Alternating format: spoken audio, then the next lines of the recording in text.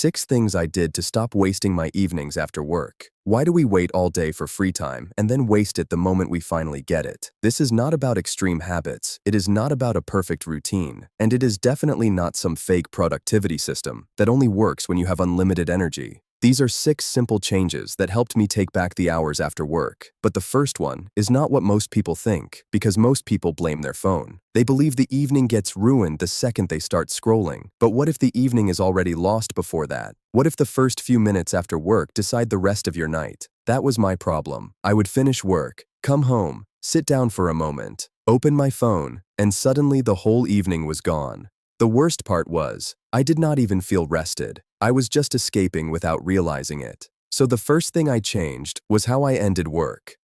A lot of people stop working with their body, but their mind keeps running. They close the laptop and leave the building.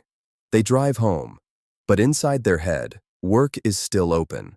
A mistake from earlier, a message they did not answer. Something tomorrow is already pulling from them.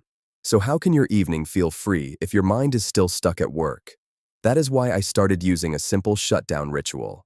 When work ends, I close everything properly. I take a few slow breaths. I clear one small thing from my space. Then I tell myself, work is finished. It sounds small, but your brain needs a signal. Because if you never close the workday, it follows you home. And once work follows you home, your evening becomes escape instead of freedom. The second thing I changed was splitting my evening into parts. This is where many people make the mistake. They say, I have the whole evening free. But empty time is dangerous, because empty time gets filled by whatever is easiest. And after work, the easiest option is usually your phone. So instead of treating the evening like one big open space, I split it into 3 parts. First, recovery. This is where I let myself land. Change clothes. Eat something. Take a short walk. Sit quietly for a moment. No pressure to be productive immediately. Because if you try to force discipline while your body is still tired, you usually lose. But here is the part many people miss. Recovery needs a limit. Because when recovery has no limit, it slowly becomes the whole night. Then comes growth. Nothing huge, just one small action that moves your life forward. Read a few pages. Train for 10 minutes. Clean one area. Work on something you keep delaying. The goal is not perfection. The goal is to prove that the evening is still alive. After that comes connection. Have a real conversation. Spend time with family. Send a proper message to someone. Or sit with yourself without running away from silence. Because after work, you are often disconnected from your own life. The third thing I changed was my phone. And this one changed everything. Because most people do not lose their evening all at once. They lose it in small moments.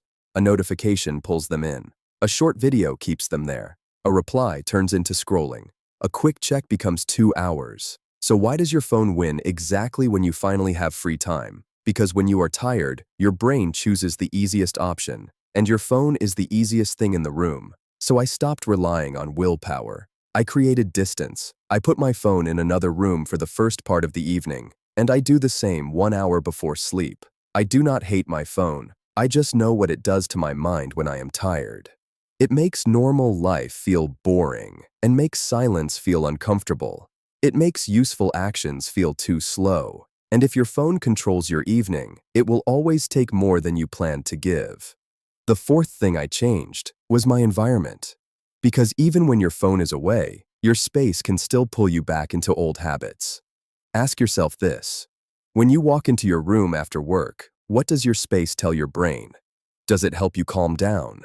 Does it make focus easier? Or does it push you toward distraction? For me, my space was working against me. The laptop was open. My phone was always within reach. My desk had random things everywhere. Everything around me was quietly pushing me back into the same pattern. So I made my space feel like evening. Cleaner desk, work stuff out of sight, phone away, fresh clothes, and so on. And this matters because your environment gives instructions to your brain. A chaotic space keeps your mind chaotic. A calm space makes it easier to slow down. You do not always need more discipline. Sometimes you just need fewer triggers around you. The fifth thing I changed was planning my evening before it started, because after work, your brain is already tired from choosing all day. So if you wait until the evening to decide what you are going to do, you usually lose. You come home and start asking yourself too many questions. What should I eat? Should I train today? Where do I start? Can this wait until tomorrow? Should I just watch something instead? And once your mind gets overloaded, it reaches for the easiest option, usually the phone. So I stopped leaving my evening open. Before the day ends, I already know the one small thing I want to do after work. Not 10 tasks, not a strict schedule, just one clear direction, 10 minutes of training, one cleaned area, or reading a few pages. The point is simple. I decide before I get tired. Because when your evening starts with confusion, distraction becomes the plan. But when the next step is already chosen, movement becomes much easier. The sixth thing I changed was making every action smaller. Because what happens when you come home and you genuinely have no energy? A lot of people think the evening is ruined, but that is not true. Low energy does not mean you do nothing. It means you lower the size of the action. If a full workout feels impossible, move for 5 minutes. When a whole chapter feels too much, read 2 pages. If the room feels messy, clear one surface. When a big goal feels far away, take one tiny step. And this is where everything changed for me. Many wasted evenings happen because the action feels too big.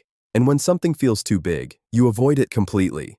But a small action keeps the evening alive. It breaks the pattern. It gives you momentum. And even if you do not do much, you still kept a promise to yourself. That matters more than people think. Because your evenings are not small. They look small because they are only a few hours. But repeated every day, they become your life. If every evening disappears into scrolling, your goals have nowhere to grow. Your mind has nowhere to recover. Your future has nowhere to be built. But if you protect your evenings, even with small changes, your life starts to feel different. You do not need a perfect routine. You do not need to become extreme. You just need to stop entering your evening with no plan, no energy, and no boundaries. End work properly. Split the evening into parts. Create distance from your phone. Make your space calmer. Plan the evening before it starts. Remove unnecessary decisions. And make the action small enough to actually start. That is how I stopped wasting evenings after work. Not by forcing myself to become a different person overnight, but by making my evening a place where that person could slowly be built.